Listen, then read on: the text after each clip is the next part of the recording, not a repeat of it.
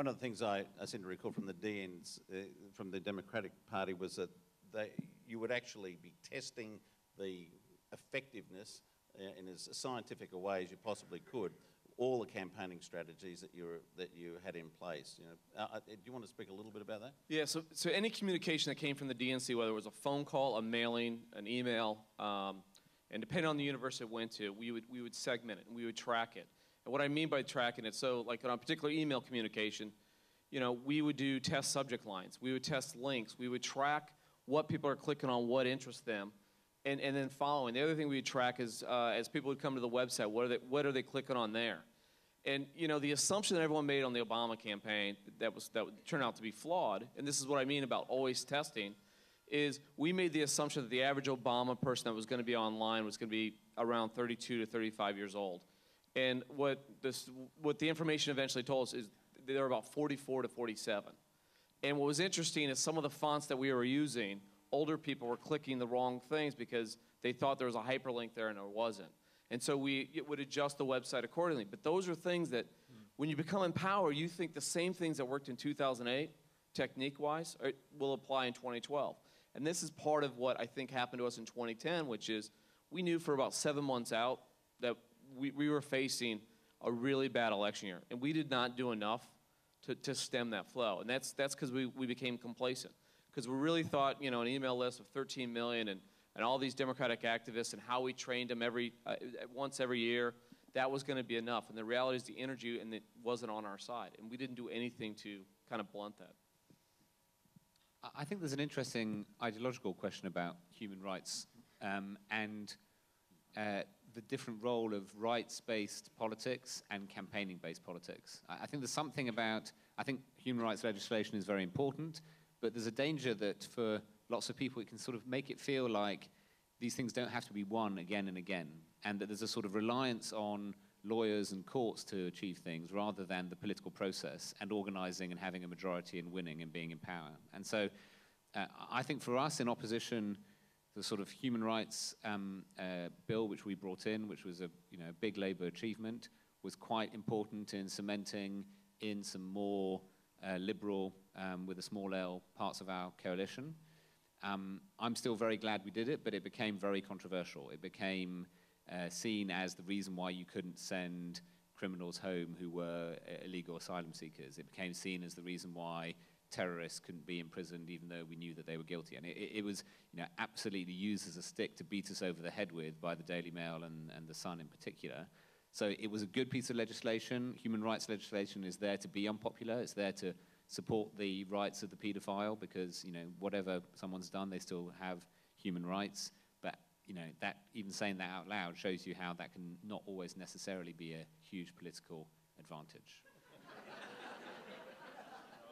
I mean, I would echo what James said. I mean, the one thing is, and I think it's true of just about any issue that people want to put in the platform or anything else, you got to be able to personalize it. And you got to be able to make whatever that issue is, no matter how important it is, how it relates to the individual voter. And so, it ebbs and flows in terms of what people think. So right now in America, it's about jobs. There's this economic anxiety that's going on that, the problem that a lot of Democrats have is we're talking about things that, when people look at you, in the eyes, they're like, you don't understand. I'm living paycheck to paycheck.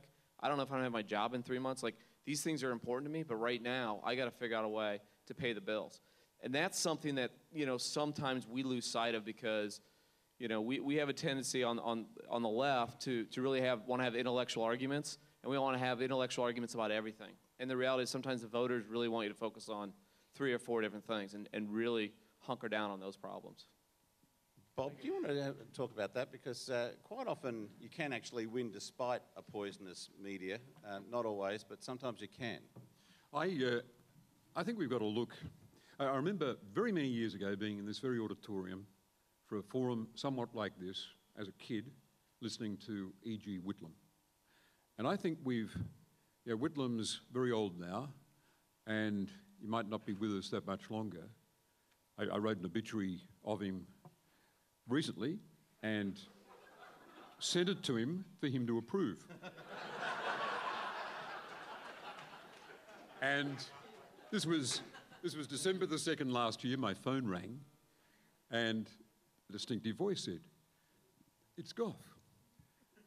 It's December 2nd. That's my Austerlitz." Because when Billy McMahon called the 1972 election, he set the date for December the 2nd, and Whitlam famously said, December 2nd, the anniversary of the Battle of Austerlitz, when another ramshackle reactionary coalition was defeated by the forces of progress. And Gough approved. In the obituary, I said he was the most transforming leader of the Federal Labor Party in its history. That's another story. It's about what he did on party reform. But I think another reason for rediscovering the Whitlam legacy is that Whitlam was an advocate. And we in the Labor Party have given up on advocacy. Take the Whitlam model and apply it to the last federal campaign.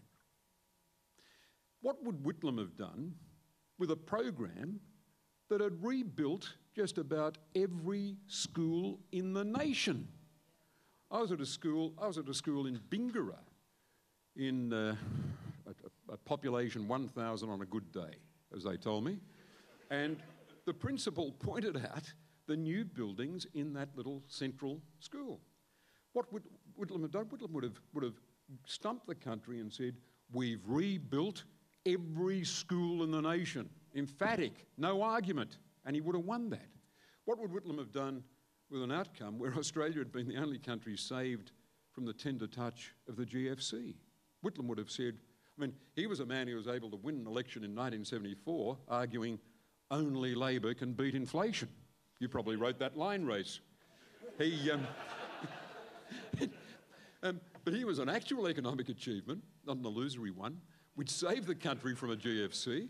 Imagine what Whitlam would have made of that, stumping the country. We've saved, only Labor can save Australia from the GFC. And we've got a plan for 1 million new jobs. So we've lost that gift. We dump someone in the leadership of a party after a massive defeat. There's no mentoring. There's no, as there is for every CEO in the nation. There's no coaching, as there is for every CEO in the nation. We're the party that in government installed training, made training mandatory throughout the private and public sector. We do no training for our parliamentary representatives. No consistent, measurable training. As a result, we're losing arguments by default, state and federal.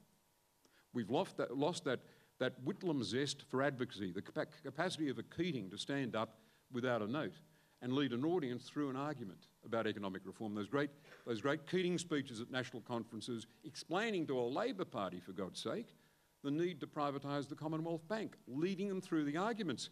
The New South Wales State Labor Party conference on electricity privatisation was a shocking parody of the serious party debates on the extent of public ownership that took place when Keating was presenting the program of the Hawke-Keating government to ALP national conferences. So how can you have a party of reform, a party of progress, a social democratic party, when it's lost its capacity to engage the public in debate and win those debates?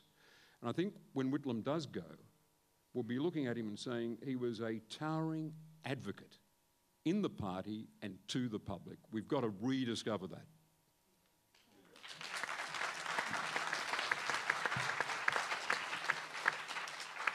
Bob, is it a good obit? Yeah, very good. Very good, excellent. I think the issue of dealing with the media is a really difficult one, and I think that the 24-hour news cycle has made it even more difficult. But I think there's some things that you can do, particularly from opposition, that we put in place in the late 90s in the Territory. And one was, I was the planning shadow spokesperson, and I had my voice raised and the media kind of went, who cares? And I thought, what can I do? I thought, what I'll do is build a coalition here of people who agree with what I'm doing, and it won't be so easy for the media to dismiss them. And I did. I built a number of action groups made up of terribly respectable people in the community. So it wasn't just some little opposition person making a noise, but it was these significant people in the community saying the same thing.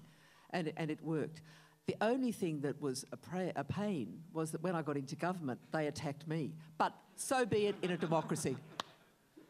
Tom, Fox and Friends, and that whole onslaught that the Obama administration's having to deal with now.